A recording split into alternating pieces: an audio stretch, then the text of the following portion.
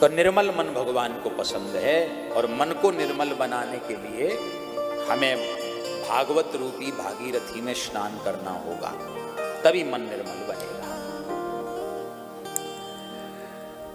यहां एक बड़ी बढ़िया बात है, निर्मल मन जन सो मोहि पावा।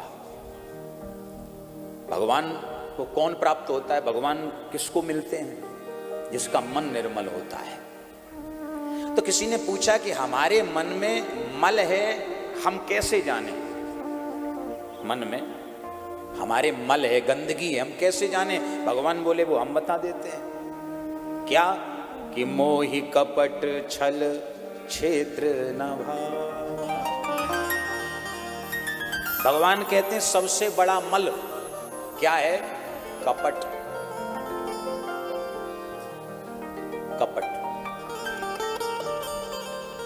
पट माने वस्त्र, पट माने वस्त्र यानी कपड़ा। कुक्षितम पटः, कुक्षितम पटः यानी काला कपड़ा।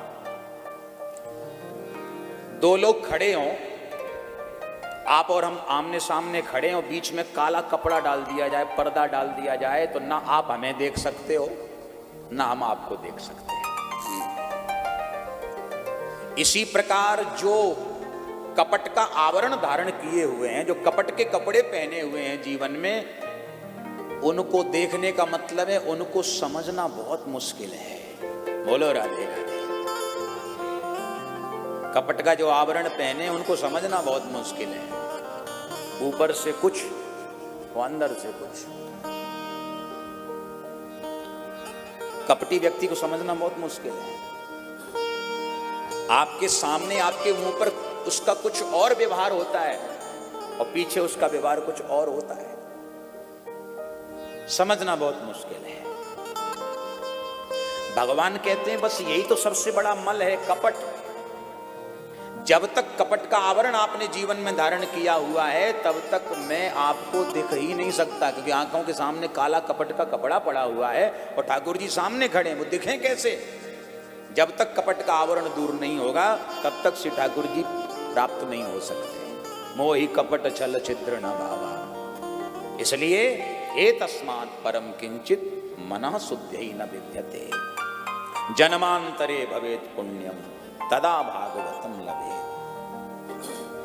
जब हमारे जन्म जन्मांतर के पुण्य एकत्रित होते हैं तब भागवत कथा हमें श्रवण करने के लिए प्राप्त होती है।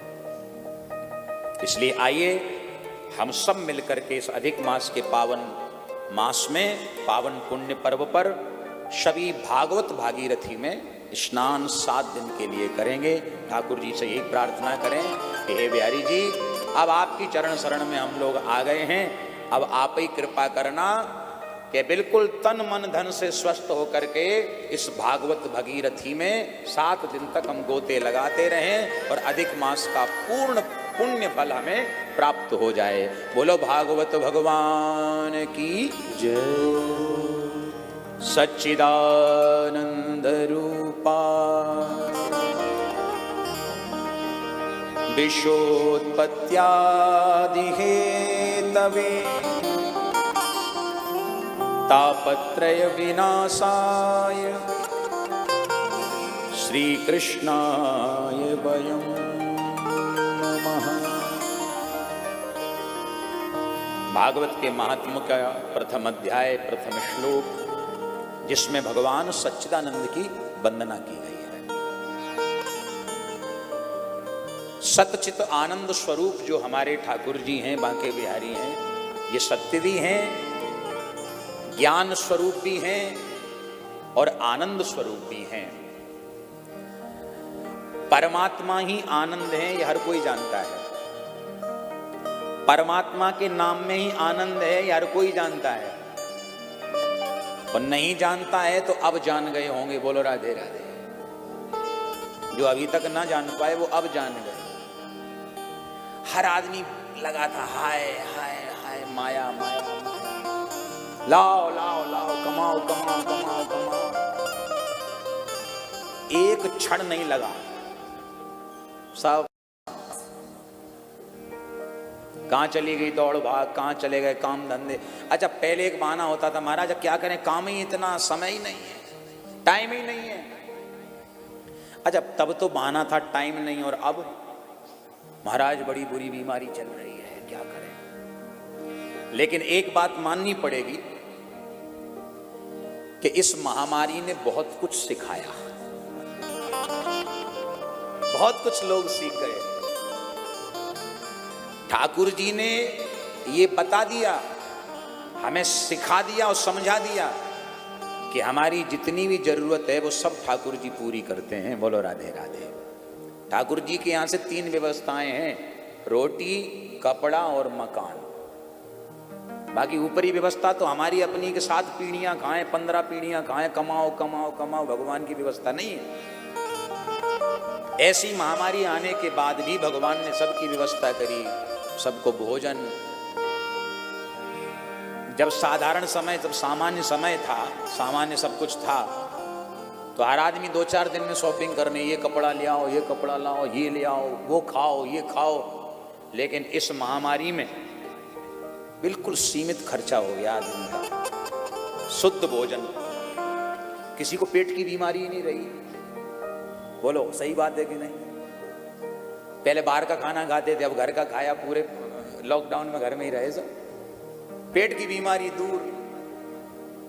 पहले ये किसी के बीपी बढ़ जाता था, किसी कोई समस्या, ये बीमारी ऐसी दिमाग में घुसी कि सारी बीमारियां दूर हो गई। बोलो राधे राधे। उतना ही खाना, उतना ही पहनना। अच्छा अब पता लग गया कि 4 कपड़ों में आदमी जीवन निकाल सकता है। बोलो राधे राधे। ज्यादा इकट्ठा करने की जरूरत है ही नहीं, भागदौड़ फालतू कर रहे थे। सब बिहारी जी ही करने वाले हैं साहब, सब बिहारी जी की कृपा से ही प्राप्त होता है। तो आनंद वही देते हैं, सत हैं, ज्ञान स्वरूप हैं और आनंद स्वरूप हैं, तीनों तापों का उन्मूलन करने वाले हैं। ऐसे श्री कृष्णाय वयम् नमः। भगवान श्री कृष्ण को हम सब मिलकर के नमन करते हैं।